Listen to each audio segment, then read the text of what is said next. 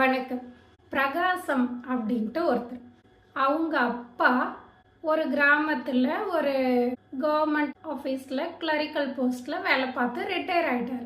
அந்த பிரகாசம் 8th வரைக்கும் தான் படிச்சிருக்காரு. ஏன்னா அது ஒரு கிராமம், பெரிய வசதியெல்லாம் இல்லை. அப்பா ரிட்டையர் ஆனதுக்கு அப்புறமா அந்த பிரகாசத்துக்கு ஒரு வேலை கிடைச்சிது. அந்த வேலையில் ஜாயின் பண்ணணும்னா அவரோட டேட் ஆஃப் பர்த் குவாலிஃபிகேஷனில் சம் டிஸ்கிரிபன்சிஸ் இருந்தது. அதனால் அவரோட 8th சர்டிஃபிகேட்டை கேட்டிருந்தாங்க.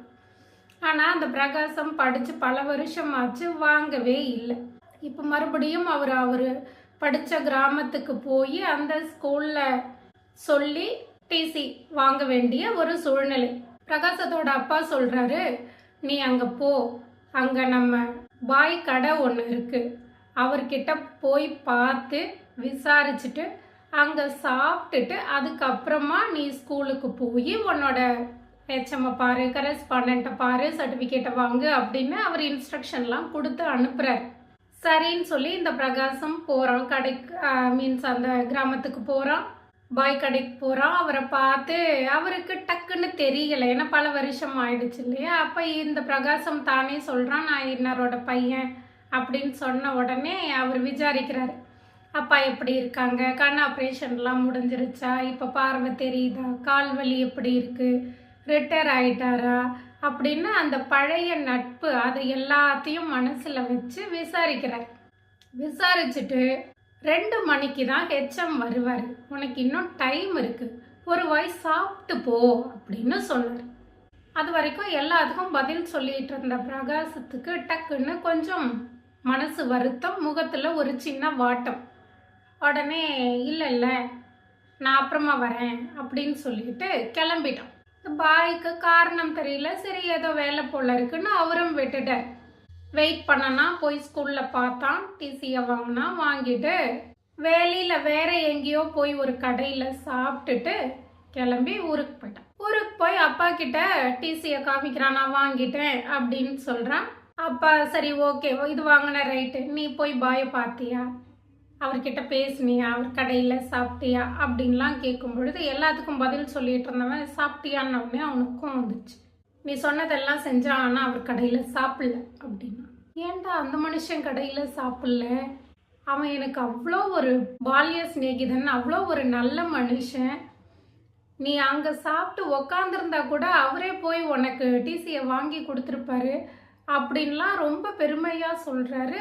ஆனாலும் பிரகாசத்துக்கு ஏற்றுக்க முடியல. என்னதான் அவன் பிரச்சனை அப்படின்னு சொல்லி கேட்கும் பொழுது, ஆமாம் அவர் எல்லா கேள்வியும் கேட்டார், பதில் சொன்னேன், எல்லாரையும் விசாரித்தார், உன்னை பற்றி ரொம்ப கேட்டார், எல்லாம் கரெக்டு, ஆனால் ஒரு வாய் சாப்பிடுன்னு சொன்னார், எனக்கு எப்படி பத்தோம், எனக்கு நிறைய வாய் சாப்பிட்டா தானே பத்தோம், அவர் ஒரு வாய் சாப்பிட்டு போன்னு சொன்னார், அதனால எனக்கு கோவம் வந்துச்சு, நான் வேறு கடைக்கு போயிட்டேன் அப்படின்னு பிரகாசம் பதில் சொன்னான். அப்பாவுக்கு இந்த பிள்ளைய நினச்சி என்ன பண்ணுறதுன்னு தெரியல. இது 8th படித்த பிரகாசம் மட்டும் இல்லை, கிராமத்தில் படித்ததுனால மட்டும் இல்லை, இப்போ டவுனில் சிட்டியில் ஃபுல்லாக இங்கிலீஷ் மீடியத்திலேயே நுனிநாக்கில் பேசுகிற அளவுக்கு கெப்பாசிட்டி இருக்கிற குழந்தைங்களா இருந்தாலும் இந்த மாதிரி சில விஷயங்களில் இருக்க தான் செய்கிறாங்க. அதை கண்கூடா நானே பார்த்துருக்கேன். அதுக்கு காரணம் என்ன அப்படின்னா, கால்குலேட்டர் நம்பி வாழறது. இப்போ கால்குலேட்டர்லாம் போயிடுச்சு, எதாக இருந்தாலும் சாட் ஜிபிடி. இன்னும் சொல்லணுன்னா அந்த சாட் ஜிபிடி பெர்ப்ளெக்சிட்டிலாம் கூட நமக்கு இன்னும் அதிகமான ஆப்ஷன்ஸ் இல்லை. உனக்கு இப்படி கொடுத்தா ஓகேவா, இந்த மாதிரி நீ எதிர்பார்க்குறியா, நான் இந்த மாதிரி உனக்கு சஜஷன் கொடுக்கட்டுமான்னு அதோட இன்டெலிஜென்ஸில் அது நமக்கு கேட்குது. அது ஆர்டிஃபிஷியல் இன்டெலிஜென்ஸ் தான், நம்ம சொல்லி கொடுத்தது தான். ஆனாலும் அது நம்மளை கேட்கும் பொழுது நமக்கு அது பெருமையாக இருக்குது, நமக்கு அது ஆச்சரியமாக இருக்குது, அதிசயமாக இருக்குது, நமக்கு அது இன்ட்ரெஸ்டாகவும் இருக்குது. ஆனால் நம்ம பெற்று வளர்த்து படிக்க வச்சு நம்ம கூடவே இருக்கிற குழந்தைங்க பேசுகிறதும் கிடையாது, இல்லை டிவைஸை ஆக்கப்பூர்வமாக யூஸ் பண்ணுறதும் கிடையாது, அதுக்கு எப்படி ப்ராம்ப்ட் கொடுக்கணுன்றதும் தெரியலை, என்ன கேட்டால் என்ன கொடுக்குன்றதும் தெரியலை. யதார்த்தமாக சொன்ன ஒரு வாய் சோறுன்றது எனக்கு எப்படி ஒரு வாய் பத்தும் அப்படின்னு சொல்கிற பல பிரகாசங்களை நம்ம இன்னைக்கு இந்த ஜென்ரேஷன்லையும் பார்த்துக்கிட்டு தான் இருக்கோம். அப்போது நம்ம என்ன புரிஞ்சுக்கணும் அப்படின்னா, படித்தா மட்டும் போதுமா? கையில் 10 டிகிரி வச்சுருந்தா போதுமா? இல்லை பேங்க் அக்கௌண்ட்டில் 1 கோடி 2 கோடி 3 கோடி 5 கோடி இருந்தால் போதுமா? அது கிடையாது. நம்ம சுய அறிவு, பகுத்தறிவு, காமன் சென்ஸ் அப்படின்றது ஒன்று இருக்குது இல்லையா? அதை நம்ம யூஸ் பண்ணுறதை குறைச்சிக்கிட்டே வரோம். எதனால அப்படின்னா, நம்ம மேலே ஒரு நம்பிக்கையை குறைச்சிக்கிட்டு மற்ற டிவைசஸ் கூட அதிகமாக கனெக்ட் ஆகுறோம். அது சொல்கிறதெல்லாம் கரெக்டுன்னு நினைக்கிறோம். இப்போ கூட ரீசண்டாக ஒரு நியூஸ் ஒன்று படித்தேன்.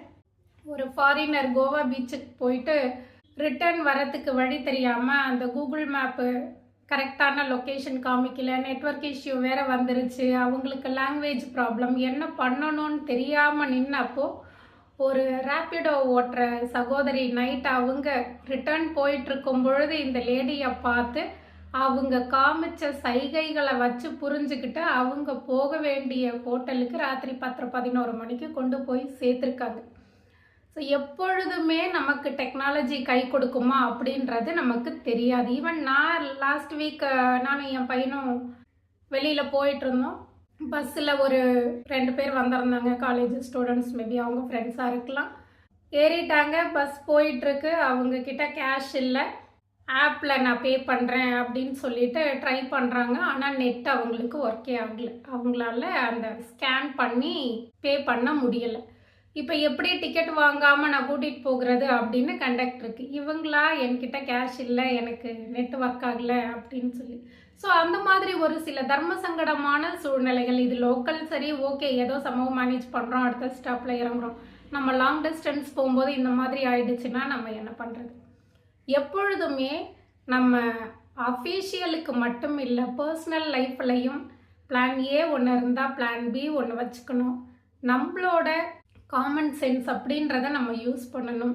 எது சரி எது தப்பு, இது இல்லைன்னா என்ன பண்ணுறது, இன்னொன்று நம்ம எல்லார்கிட்டையும் கலந்து பேசணும். நமக்கு அந்த பேசணும் அப்படின்றதே ரொம்ப குறைஞ்சிச்சு. குட் மார்னிங் வீட்டில் இருக்கிறவங்கள பார்த்தா கூட நம்ம வீட்டில் பக்கத்து ரூமில் இருக்கிறவங்களுக்கு கூட வாட்ஸ்அப்பில் தான் மெசேஜ் அனுப்பி நம்ம கம்யூனிகேட் பண்ணிகிட்டு இருக்கோம். அந்த நிலை கொஞ்சம் மாறுச்சு அப்படின்னா இந்த மாதிரி விஷயங்கள் தவிர்க்கப்படலாம். அதே மாதிரி நம்ம படிப்பை மட்டுமே குழந்தைங்களுக்கு கொடுக்குறதோ இல்லை காசு மட்டும்தான் முக்கியம்னு சொல்கிறதையோ விட்டுட்டு நம்மளோட வேல்யூ சிஸ்டம், அதாவது ஒரு மரம் இருக்குன்னு வச்சுக்கோங்களேன், நிறைய பறவைகள் அந்த மரத்துக்கு வரும் போகும், ஒவ்வொரு சீசனுக்கு ஒரு பறவைகள் வரும் போகும், ஆனால் மரம் அங்கேயே தான் இருக்கும். அந்த மாதிரி தான் இந்த பால்ய நட்பு அப்படின்னு சொல்லுவாங்கள்ல, இளமை கால நட்பு. நம்ம நிறைய படிப்போம், நிறைய இடத்துக்கு போவோம், நிறைய மனிதர்களை சந்திப்போம், நிறைய பேர் கூட நம்ம கனெக்ட் ஆகும். வருவாங்க போவாங்க, புதுசாக சில பேர் வருவாங்க, அவங்க போவாங்க, அடுத்த ஒரு செட்டு வருவாங்க, இந்த மாதிரி வந்து போயிட்டுருப்பாங்க. ஆனால் அந்த மரம் மாதிரி இருக்கிற சில நட்பு சின்னதுலேருந்து தொடர்ந்து வர்றது, எப்போதுமே நம்ம ஃபிசிக்கலாக கனெக்ட் ஆகலைன்னா கூட ஒரு ஏதோ ஒரு விதத்தில் அசோசியேட் ஆகிறது அப்படின்ற மாதிரி இருக்கிற நட்பெல்லாம் ரொம்ப அரிதாயிட்டுருக்கு. அந்த மாதிரி நட்புகள் இருந்ததுன்னா நம்ம அவங்களெல்லாம் ரொம்ப ரெஸ்பெக்ட் பண்ணி வேல்யூ பண்ணணும்.